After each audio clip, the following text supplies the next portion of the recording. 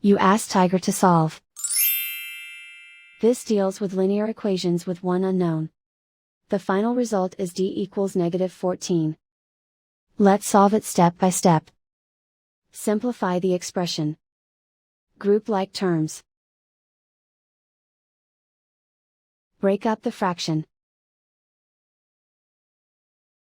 Group all constants on the right side of the equation.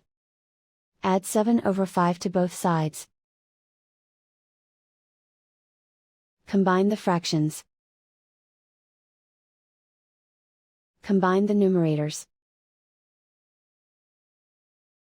Reduce the zero numerator. Simplify the arithmetic. Convert the integer into a fraction. Combine the fractions. Combine the numerators. Isolate the d. Multiply both sides by inverse fraction 5/2. Group like terms. Multiply the coefficients. Simplify the fraction. Multiply the fractions.